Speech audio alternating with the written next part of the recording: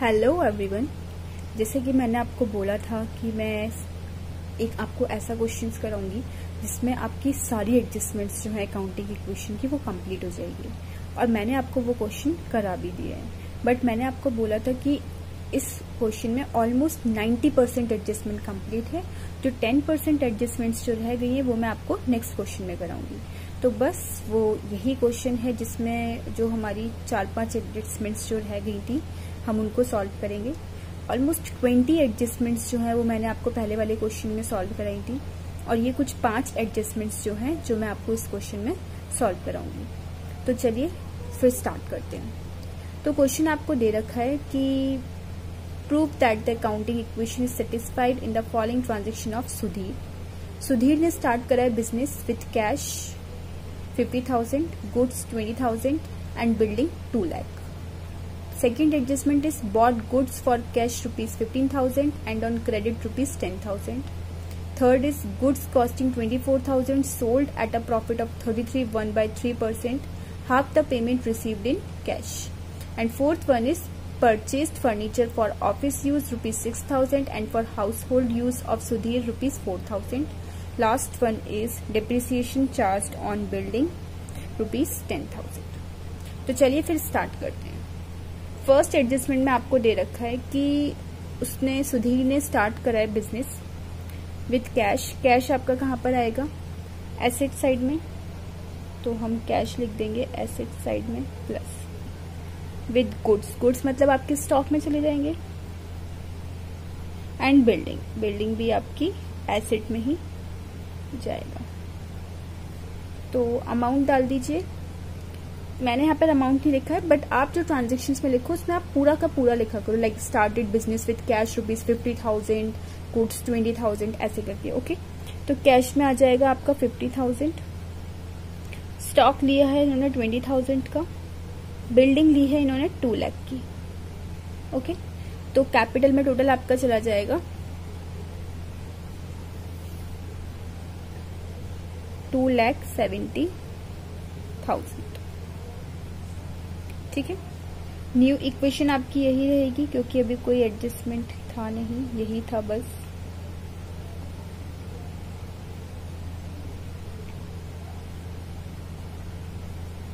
Liabilities में अभी कुछ है नहीं। नेक्स्ट एडजस्टमेंट में आपको दे रखा है bought goods for cash 15,000 and on credit rupees 10,000। Goods हमने खरीदे, गुड्स खरीदे तो हमारा स्टॉक बढ़ेगा। कितने के खरीदे हमने? 15,000 और प्लस 10,000 मतलब 25,000 के, तो स्टॉक में हमारा 25,000 बढ़ जाएगा। अब देखिए क्या बोल रहा है कि जो गुड्स खरीदे वो कैश में तो 15,000 के खरीदे, मतलब आप कैश से पेमेंट कितने का कर रहे हो? 15,000 का, मतलब कैश से 15,000 कम हो जाएंगे। बट आपने कुछ उधारी पे भी परचेज करे, उधारी पे परचेज करेंगे तो हमारे क्या बढ़ जाएंगे? क्रेडिटर्स।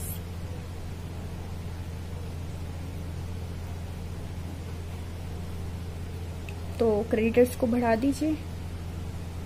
कितने से आपके क्रेडिटर्स आ जाएंगे? 10,000 से।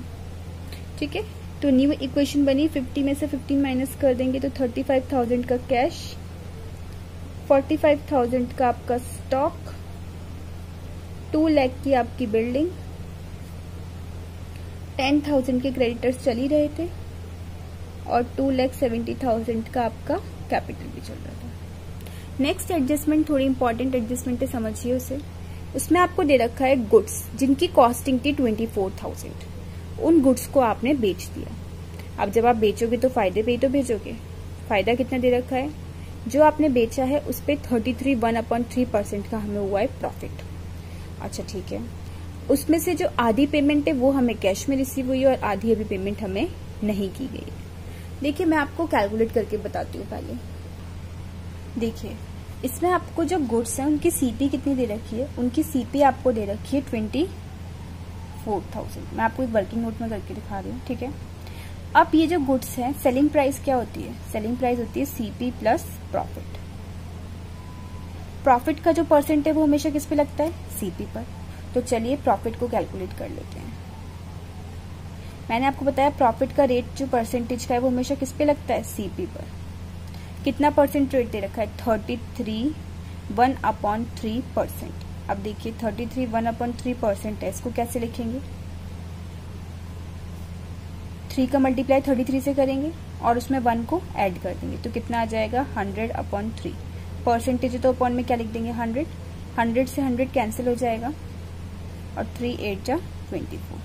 तो प्रॉफिट कितने का आ गया आपका 8000। जैसा कि मैंने आपको बताया एसपी क्या होती है, सीपी प्लस प्रॉफिट।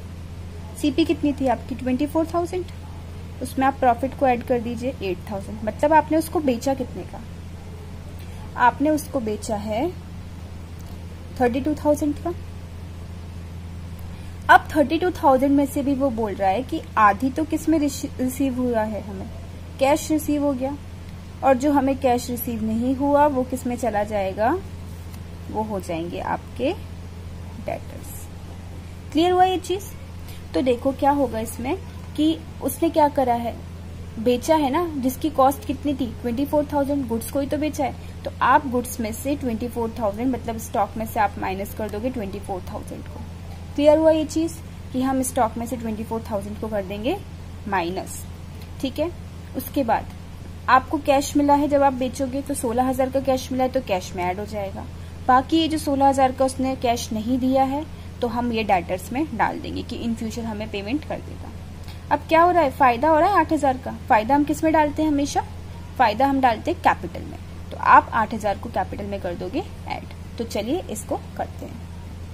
अब देखिए जैसे मैंने आपको बताया कि स्टॉक की कॉस्ट कितनी थी 24,000, तो हम 24,000 को कर देंगे इधर से माइनस। 24,000 की वो चीज थी, बेची कितने की हमने, अभी निकाला 32,000 का। तो जब 24,000 की चीज है और हम उसको 32,000 का बेच रहे हैं तो हमें 8,000 का क्या हो रहा है प्रॉफिट, उस 8,000 को हम कर देंगे कैपिटल में ऐड कर दिया। अब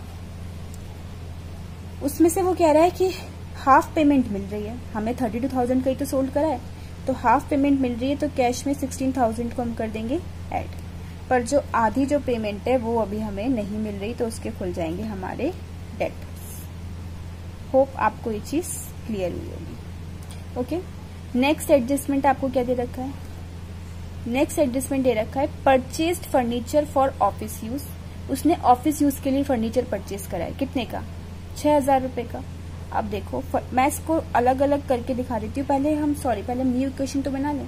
न्यू इक्वेशन बनेगी, आपका कैश हो जाएगा 51,000 का और आपका स्टॉक 24,000 के चले गए, मतलब बचे 21,000 के।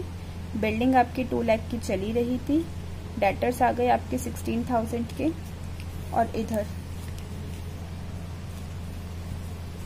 इधर जो हमारे क्रेडिटर्स थे वो 10,000 के आ ही गए थे, और हमारा कैपिटल कितने का हो जाएगा 2,78,000 का, ठीक है। तो नेक्स्ट एडजस्टमेंट मैंने आपको बताई कि परचेज कराए फर्नीचर ऑफिस यूज के लिए 6,000 रुपीज का। अब देखो फर्नीचर परचेज करोगे ऑफिस यूज के लिए तो 6,000 रुपये तो कम होंगे ना कैश में से, और एक कॉलम खुल जाएगा आपका फर्नीचर का, क्योंकि अब आपके 6,000 के फर्नीचर बढ़ गए। एक और एडजस्टमेंट है इसी में कि आपने हाउस होल्ड पर्पस के मतलब प्राइवेट पर्पस के लिए मतलब ड्राइंग्स करिए 4,000 की, तो भाई 4,000 रुपये इधर से कम करो, और जो ड्राइंग्स होती है वो किस में से कम हो जाती है आपके कैपिटल में से, तो हम 4,000 कैपिटल में से भी कम कर देंगे। तो न्यू इक्वेशन क्या बनी, ओवरऑल 10,000 कम हो गया तो बचा 41,000, ये आपका 21,000 था ही, बिल्डिंग 2 लाख की चल ही रही थी, 16,000 के हमारे डेटर्स और 6,000 का हमारा फर्नीचर। यहाँ पर आपके क्रेडिटर्स थे 10,000 के, और अब आपका कैपिटल हो जाएगा 2,74,000। लास्ट एडजस्टमेंट में आपको दे रखा है कि डेप्रीसिएशन चार्ज कर रहे हैं हम बिल्डिंग पे। बिल्डिंग हमारी 2 लाख की थी, उस पर हमने 10,000 का डेप्रीसिएशन चार्ज करा, मतलब 10,000 बिल्डिंग में से कम हो जाएगा और 10,000 ही आपका कैपिटल में से कम हो जाएगा। तो फाइनल इक्वेशन क्या बनी आपकी 41,000 plus 21,000 plus 1,90,000 plus 16,000 plus 6,000 is equals to 10,000 और ये आ जाएगा 2,64,000। तो होप आपको ये क्वेश्चन क्लियर हुआ होगा। आपके अकाउंटिंग इक्वेशन के मैंने सारे एडजस्टमेंट्स ऑलमोस्ट अपनी साइड से करवा दिए हैं।